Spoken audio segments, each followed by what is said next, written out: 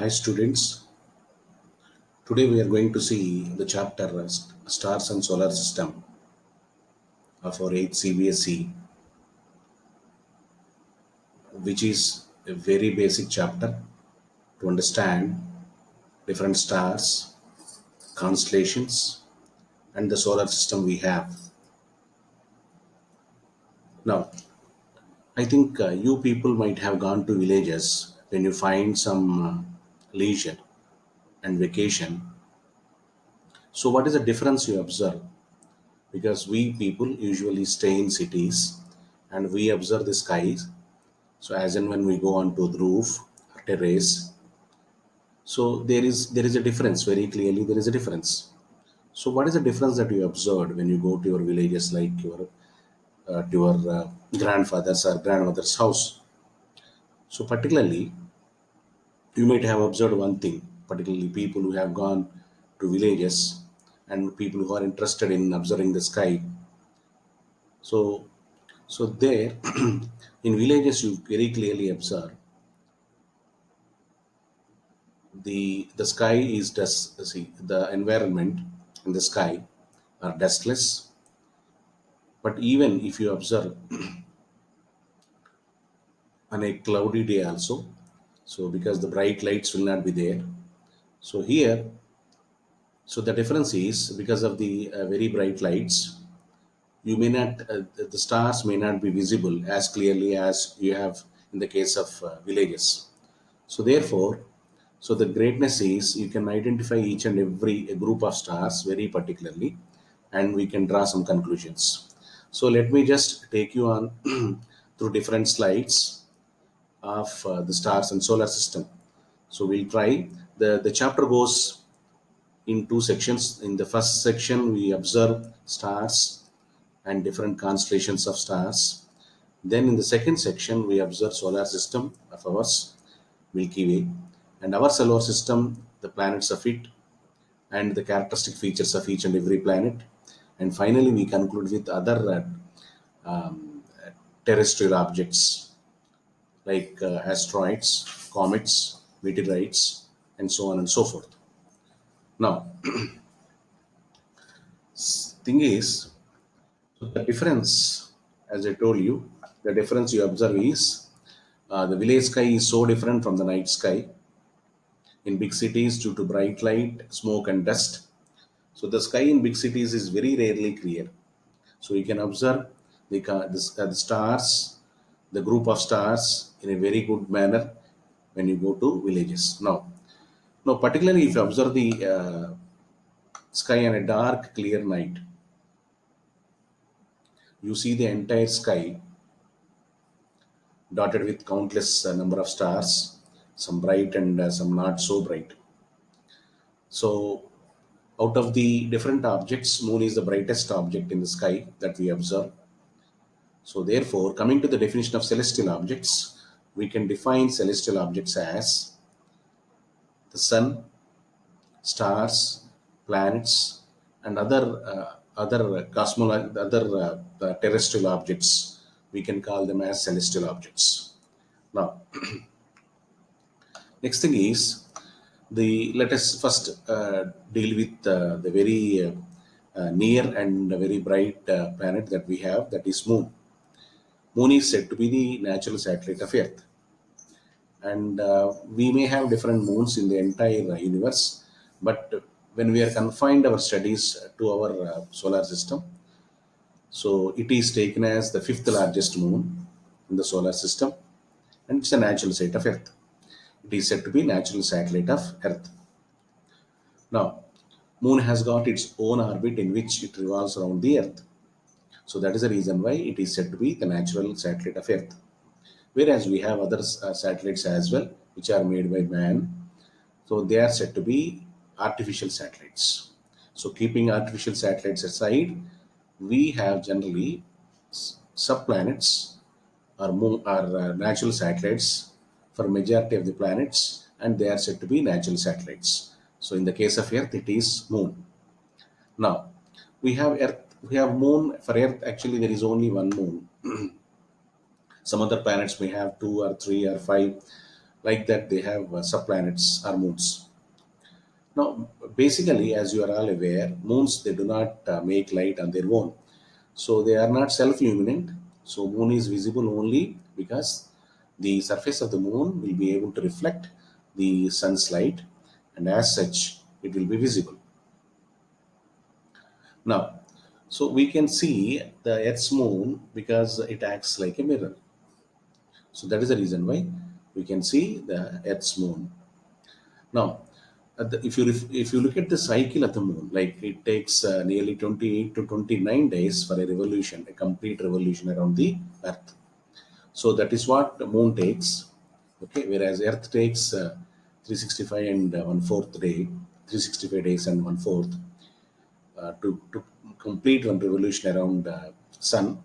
The moon takes only 28 days to 29 days to have one complete revolution. Now, now here let us define some important definitions with regard to moon. The first one is a full moon day, where you find the entire disk of the moon. That is, so a new moon day is the day on which you can see the entire disk of the moon. That is a full moon. No, so the entire disk is visible. That is said to be a full moon day. And so here, so once you observe the full moon day, thereafter, so for each and every day, the portion of the illuminated part of the moon gets reduced gradually, and you know after 15 days you get a new moon day, wherein wherein you don't find any illuminated part of the moon directly. So that is what is called new moon day. Next to the new moon day and the next immediate day, again it starts, the illuminated portion starts visible. So that is what we call crescent moon. So from crescent moon, we observe that again moon starts no, visible. So this is how the changes in moon do occur, and we have accordingly different phases of the moon. If you look at the different phases of the moon, as is shown on my desktop, you can see here, because moon is not, as we have been discussing, moon is, moon is not a self-illuminated object, because it's a planet. So only it is visible by the sun's illumination. So if you assume that the sun's illumination is in this direction, and you can see in the picture, and you can see in the picture that the light rays coming from the light rays coming from the sun are in this direction. So if you look at the direction in which the sun's light is coming is from right to the left. So assuming this is the orbit of the moon, so you can easily say this is the new moon day, wherein, because for citizens, or for those candidates who are, no, for assuming that assuming that the candidates are here somewhere on the this one Earth. So now, actually, if you look at this one initially, it is a new moon day, and a new moon day basically, the illuminated portion, none of the illuminated portion is visible to the persons on the Earth, and accordingly, it is described as a new moon day. And because the position of the moon changes from day to day, and we observe that there is a slight increase from new moon day to full moon day. So there is a slight increase in the portion of the moon that is illuminated part of the moon, and we get a final day here like that after 15 days. So for this particular hemisphere, people residing on this hemisphere, so because sunlight is sun is taken as reference, that is standard reference. So with only sun's illumination only, moon is to be observed. So therefore, taking each and every stage in the similar manner. So we observe a full moon day exactly diagonally opposite to this condition. Like say for a position which is diagonally opposite to this point, so we observe a full moon day here.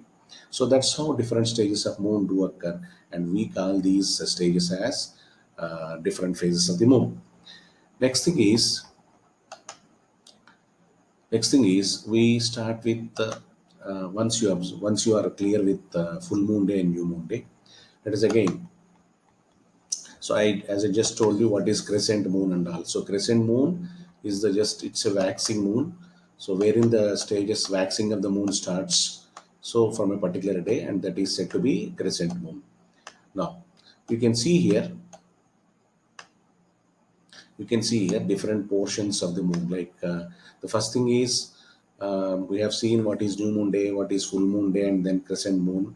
So therefore only small portion of the moon appears in the sky, that is said to be crescent moon. Then again moon grows larger every day. So again on the 15th day, once again we'll have a full view of the moon. Now next thing is, you just see different the other picture that gives you a clear deep insight of the stages of the moon. So you have a new moon here, and then waxing crescent. That is only see some portion waxing crescent, only some portion of the moon. That is nearly it is only one fourth of the moon is visible. Then it is first quarter wherein half portion of the moon is visible. Then waxing gibbous, so which is three-fourth portion of the illuminated portion. That the three-fourth of illuminated portion will be able to see it, and that is what is called waxing gibbous. And finally, we have a full moon, so wherein the entire portion is visible for the people on the earth. So that is how for 15 days. So it is a waxing period, and for 15 days, the consecutive fixing 15 days would be waning moon. Now, this is what the position of the moon and phase of the moon. So basically, we know one thing. So if you look at the picture, so moon is visible due to the reflected sunlight only, because it's not a self illuminated object. Only because of the sunlight it is visible. So you can have a picture, so which reflects that. So moon will be reflected, and portion and subsequent portions will be visible. So as per the plane in which the three planets, so they coexist. Now, this is what we have discussed, and actually this is also just now I told that moon is a natural satellite of Earth, and it revolves around the Earth. Whereas, so with this subplanet, the Earth makes a revolution around the Sun in 365 and 1/4 days. Now, so that is what. So size of the illuminated part of the moon visible from Earth. So Earth increases. See, the increases each day after the new moon day. So that is how new moon and full moon days are formed. Now, next very important thing is moon surface. So actually, in 1969, it was the era of some astronauts, so who could go to the moon surface and landed on the moon surface. So we are familiar with those two persons, the astronauts. Like yes, as you must be aware, one is Neil Armstrong, and the other one is yeah, other one along with him. So so this is the picture reflecting the moon surface. What we observe here is, yes, what you observe here is, you can find some craters here, like big craters. Okay, so that is on the moon's surface, we observe some big craters formed out of different this one changes. Like these are the big craters, and not only that, we also have some mountains, very big mountains, as we have on this on the Earth's surface. So the same scenario, like on the Earth's surface, what are the big mountains we have on the moon surface? Also, we find similarly the same kind of surface. So here, moon. See, if you look at the existence part, see, because we always explore and exploit for the life on the any planet of the Earth, for any planet other than Earth. So when we explore in this aspect, moon, because moon is not having water, it is neither having water nor it is having this one other things for the existence. Only thing is we have. So this is what, if you observe the moon, it is the entire surface looks like dust and barren. So it is. So that is the reason why we are still not in a position to lead some life. So on the surface of the moon. So astronauts, when they landed, they found that moon surface is dusty and barren. Now, so craters, as I told you, you can see, you can observe the craters on the surface of the moon like this. So it has also number of steep and high mountains. That's one. Next.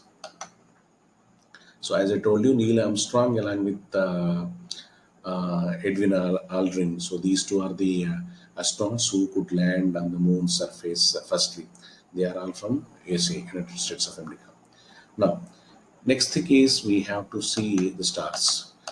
So stars, particularly, that's what we observe. If you are very interested in astronomy and light sciences, so large number of stars actually, yeah, you observe large number of stars. So the entire sky is dotted with different stars. Some are bright, some may not be that bright. Other than stars, so we have similar kind of objects, celestial object, which do not twinkle. So that is the main difference to find out whether it is a star or a planet. So whereas stars do twinkle, planets do not twinkle. So that is the difference. Only thing is stars they reside at a higher altitude than planets, and these planets, as the name implies, they move from one place to another place. So they do not twinkle, right? So the twinkling effect is only with stars, and you find the same. You don't find the same twinkling effect with regard to stars, with regard to planets. Now, so here, no, here it is. You can see all the stars equally look bright. In fact, some small see some stars emit light of their own, and sun is also one of the stars. So the nearest star that we have in our solar system is Sun. So Sun is at a distance of nearly 150 million kilometer from the surface of the Earth. Now, so it is just like this. If you have a football with you, like keeping the football very near, okay, at a distance of 100 meter, so which appears bigger, like a football placed very near to you, or a football placed nearly about 100 meters from you. So in the similar manner, stars we have the very nearest star being Sun, which is at a distance of 150 million kilometer, right? We have the next immediate star that is from the surface of the Earth. The nearest star is Alpha Centauri. Okay, so that is how we have different stars, and those stars appear to be in the same plane. They do not actually.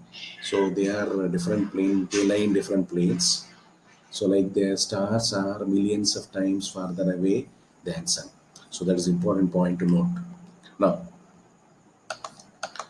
next thing is, as I just told you, Sun is at a distance of 150 million kilometers away from the Earth.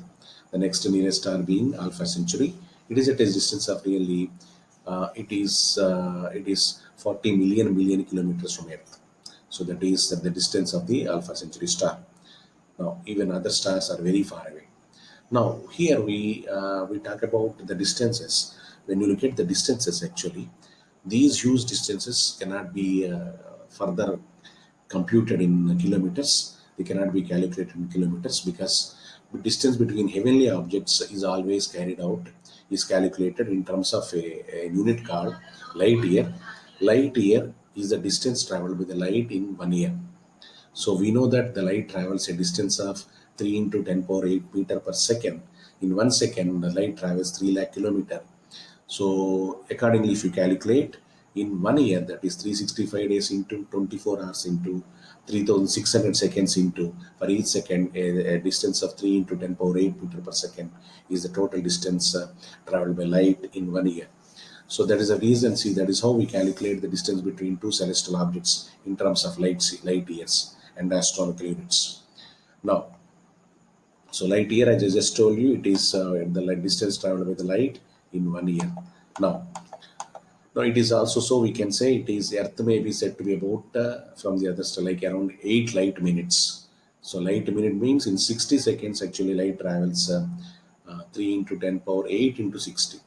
Like so, like that is how four. So the total distance, if you calculate from Alpha Centauri, it will be around 4.3 light years. So very huge and large distances we cannot even think of.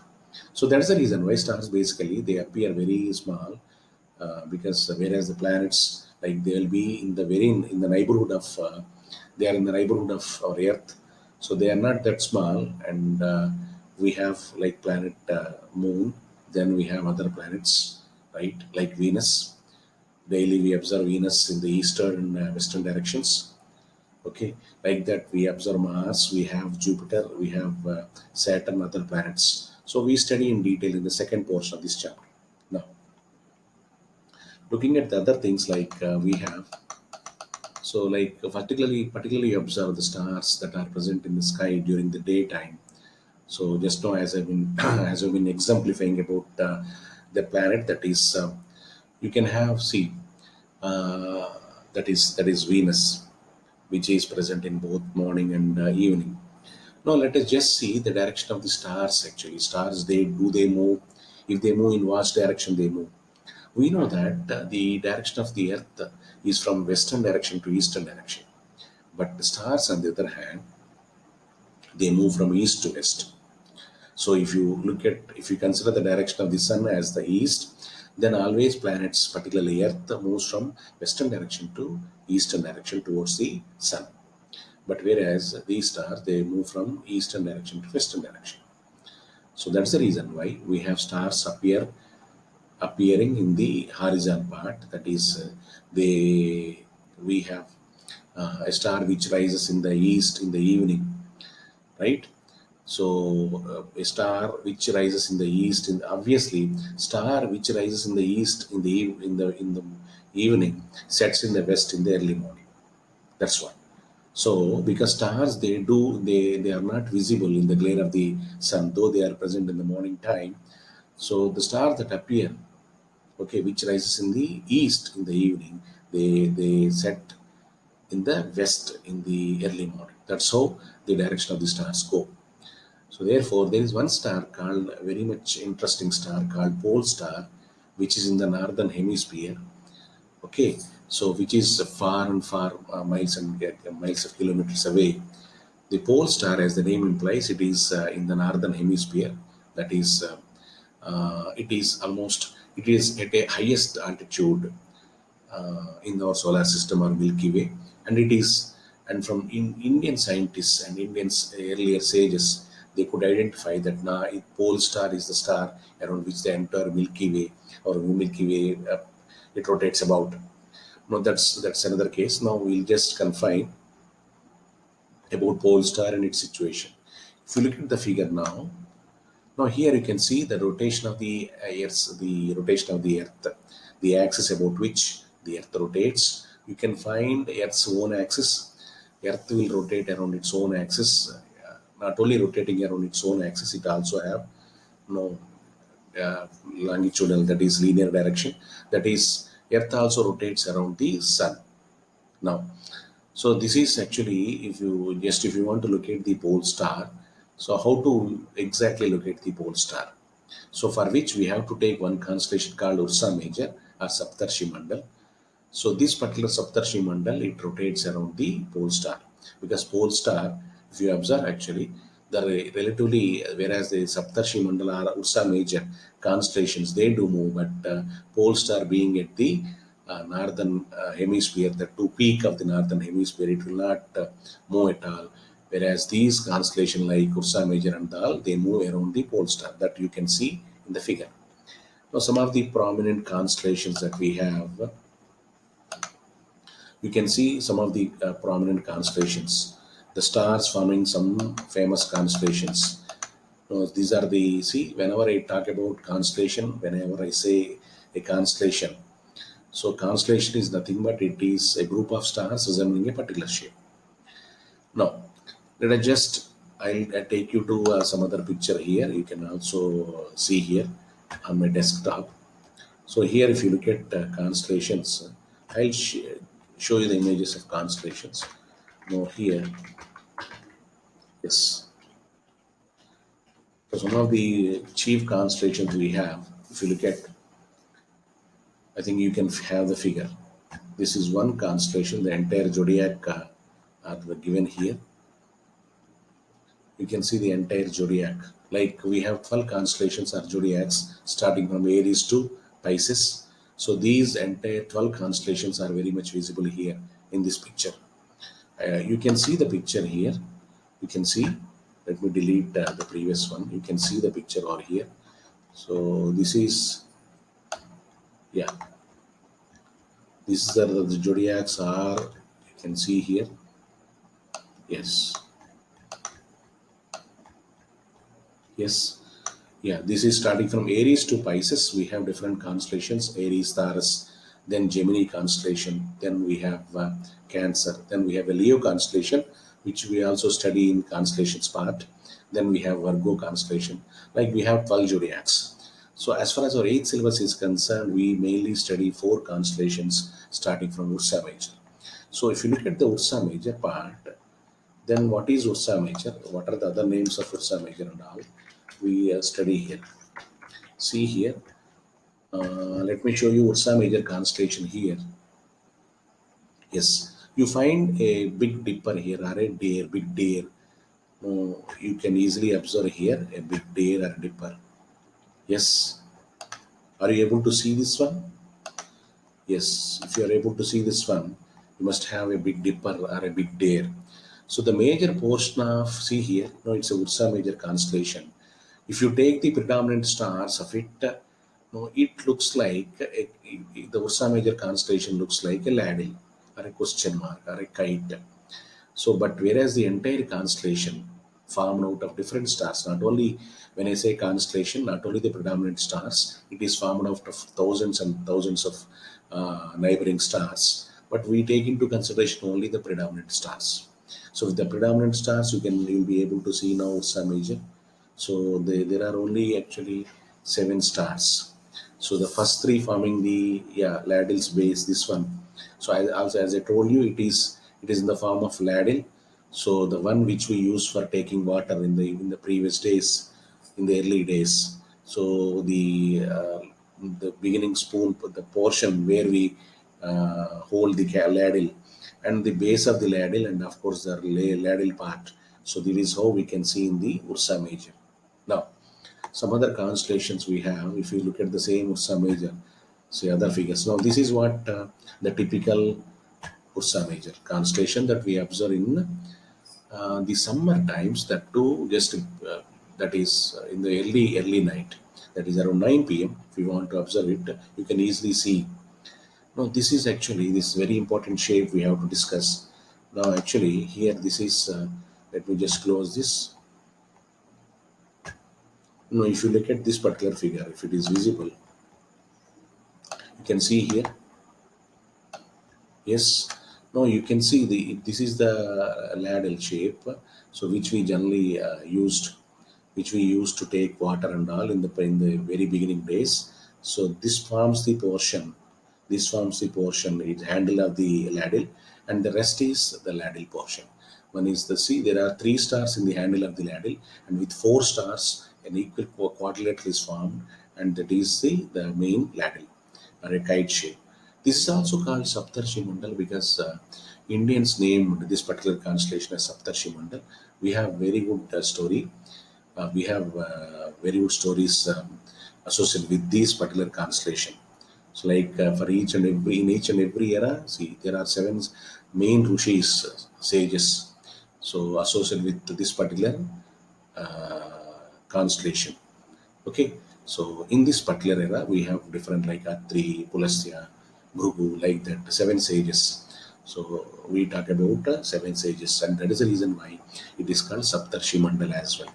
Now, the next thing is one of the most famous constellation that I am talking about is we can see during summer is the that too in the earlier part of the night is Ursa Major. It is also known as Big Dipper or a Great Bear or Saptarshi. So there are seven prominent stars in these constellations. So it appears like a big ladle or a question mark. There are three stars in the handle of the ladle and four in its bowl. So dipper is used to for drinking water in ancient times. That's what we had. Next thing is the shape of the constellation remains the same. Now, yes, do they really change from time to time? Shape of the constellation remains unaltered. If you have that question, then so as I just told you, there are some stars like pole star which do not move, whereas even this particular Ursa Major constellation also it revolves from west to east, like that. It changes its direction with regard to the pole star. Now, so like that, from not sorry, it moved from sky from east to west. Now, then coming to very important thing is how to locate the pole star. If pole star is there and it is at the highest altitude in the northern hemisphere, how to locate it first. So how to locate it, and then we talk about other scenarios. So this picture, this particular schematic gives you a brief this one idea to get the exact pole star. So because here you can observe that the last two stars, the last two predominant stars of the Ursa Major are joined, and the line joining these two stars, if when extended in the northern hemisphere, so it takes you to pole star, which is not that bright. So pole star doesn't look that bright, but it gets, you can get it only by extending the line joining the last two parts, the last two stars of the Ursa Major constellation. Next thing is, this is what I told. So from east to west, whereas the Ursa Major constellation rotates, but the pole star remains unaltered. Okay, so therefore, this is how they rotate around the pole star. Now, the pole star is not generally visible from the southern hemisphere, only from northern hemisphere only you will be able to identify it, right? So there is another constellation called Orion, so which is known as like Hunt. So the very most appropriate figure that we draw for it is the Hunter's diagram. So you can see the same Orion constellation. Of course, you don't observe in the summer, rather you observe in the winter season. So right, so it is one of the most significant constellations, magnificent, and it also has seven or eight bright stars. Orion is also called Hunter. The three middle stars represent the belt of the Hunter. You can see the figure here and the belt of the Hunter, because the main stars, if this is the neighborhood, this is the entire constellation. So the chief, we have taken only the prominent stars. There are nearly 3 plus 2 plus 3, 8 stars, and exactly at the middle, actually, it is the belt of the Hunter. Now, the rest actually are quadrilaterals. We have quadrilaterals forming with the other stars. Now, so there is one important star called Sirius, which is actually very bright star in the sky that we observe. Like Sirius, to locate the Sirius, so if you need to extend the belt. Just now we have discussed the belt of Orion, and if you just extend the direction in which the three stars are present in the belt, so in the extension part you find one star which is that too in the you have to extend towards, yeah, yes, it is look bright. No, you have to extend, yes, I shown the figure. So once you extend in the east direction, like you get the Sirius star, right? So this is the Sirius star, which can be obtained by extending the belt of the this one Orion star. So then Cassiopeia is it is the form of W, or this one inverted M. So it's another prominent constellation in the northern sky. It is visible during winter seasons in the early part of the night, just as in the case of Orion.